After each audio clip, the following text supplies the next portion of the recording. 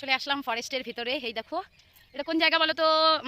আমি বলবো না, তোমরা বলো এটা কোন জায়গায় আসছি। এটা একদম খুবই পরিচিত জায়গা।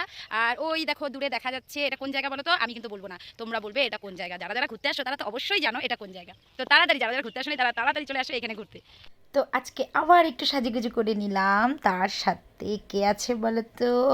তার সাথে আমার ননদিনী আছে, যে আমার সাথে আজকে ঘুরতে যাবে। তো আমার বাড়ির গাড়িটা নিয়ে এখন চললাম আমরা দুইজনে মিলে একটু আড্ডা দিতে। আড্ডা দিতে না, অ্যাকচুয়ালি ননদ বাড়িতে এসেছিলো, তো বলছিল বৌদি চলো না আমাকে একটু ঘোরাতে নিয়ে।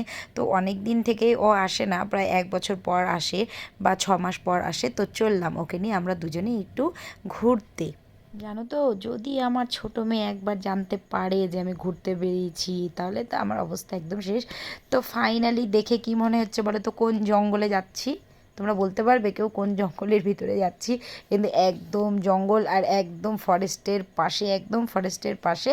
তার সাথে পাশে দেখো এটা হচ্ছে তিস্তা নদী, একদম পুরাটা কিন্তু তিস্তা নদী। তো তোমরা কারা কারা এই জায়গায় ঘুরতে আসছো অবশ্যই আমাকে কমেন্টে জানাও। আর যারা যারা আসো নাই তারা তারা একদম চলে আসো। তো তো তোমরা কারা কারা আসবা এই সমস্ত জায়গায় ঘুরতে বলো তো দেখি? কি মনে হচ্ছে তোমরা কি একটু ভয় ভয় পাচ্ছ? আশা করি তোমরা ভয় পাচ্ছ না। আমার জানি না কেন মনে হচ্ছে যে আমি যেন রাজ বইয়ের সেই জঙ্গল, মানে ফরেস্টের ভেতরে মনে হচ্ছে আমি চলে যাচ্ছি। অ্যাকচুয়ালি কিন্তু সেটা না, এটা হচ্ছে আমাদের খুব সুন্দর জায়গা, আশেপাশে পরিবেশ আছে। কারা কারা আসতে চাও এখানে ঘুরতে? এত সুন্দর জায়গা, এত সুন্দর জায়গা, চারিদিকে পরিবেশটা দেখো, মানে পরিবেশটা তোমাদের বলে বোঝাতে পারছি না। এই জায়গাটার নাম হলো গৌরীর কোণ। কিন্তু এই জায়গাটার নাম অ্যাকচুয়ালি গৌরীর কোণ, কিন্তু এই জায়গাটা একটু নতুন রকমের নাম দেওয়া হয়েছে। তো চলো তোমাদেরকে দেখাই যে এই জায়গাটার নামটা কি দেওয়া হয়েছে। এই দেখো এখানে লেখা আছে উপরে, আমি ভালো করে দেখাতে পারলাম না। তোমরা সবাই কেমন আছো? আশা করি তোমরা সকলেই ভালো আছো, আর আমিও ভীষণ ভালো আছি। দেখো আজকে অনেক দিন পর চলে আসলাম বাড়ির বাইরে ঘুরতে। আর কোন জায়গায় ঘুরতে আসছি তোমরা তো সবাই জানো।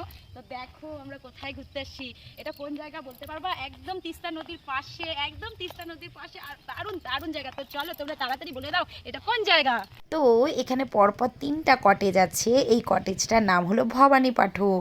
আর এরপরে নেক্সট আরেকটি কটেজ আছে, সেটাও তোমাদেরকে দেখাচ্ছি। তো চলো তাড়াতাড়ি দেখে নিই। আর আমি ভাবলাম যে প্রথমে একটু সিঁড়িতে উঠে নেই, কারণ এর আগে একবার আসছিলাম তখন সিঁড়িতে ওঠা হয়নি। তো চলো যাই, এখন সিঁড়িতে উঠি, টকটক টকটক করে উঠে যাবো আর টকটক করে নেমে যাব। তো আজকে না আমার ভীষণ ভীষণ ভালো লাগছে। আমার মনে হচ্ছে কি আমি এখানেই থাকি যাই, আমি আর এখান থেকে যাব না। আমি এখানে সারাদিন ঘুরবো, সারাদিন ঘুরবো, সারাদিন ঘুরবো, একদম সন্ধ্যা হবে তারপর আমি বাড়ি যাব। আর যখন একটু হাওয়া উঠবে, একটু ঝড় উঠবে, আর এত সুন্দর হাওয়া, মানে কি বলবো তোমাদেরকে, বলে বোঝাতে পারছি না। তো চলো এখানে একটু ঘোরাঘুরি করে নিই। আর এই যে আমার এক ননদিনী, যার নাকি সবসময় ফোন আসতে থাকে। হ্যালো, তোমাদেরকে আর একটা কটেজ দেখাই। এটার নাম কি বলো তো? তোমরা অবশ্যই বলতে পারবে। এটার নাম হলো দেবী চৌধুরানী। দেখো একদম উপরে, ওই দিক দিয়ে সিঁড়ি দিয়ে উপরে যেতে হবে। এটার নাম হলো দেবী চৌধুরানী। এরপরে নেক্সট আরেকটা আছে, চলো সেটা তোমাদেরকে দেখাই।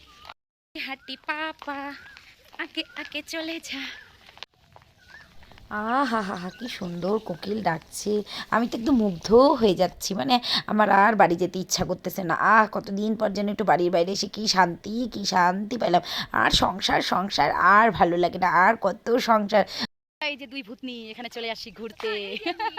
এই যে এক ভূতনি আর এই যে এক ভূতনি, এটা হচ্ছে মেন ভূতনি, তারপরে আরেকটা ভূতনি। তো বন্ধুরা টাটা, আজকে ব্লগটা এখানেই শেষ করছি। Bye bye.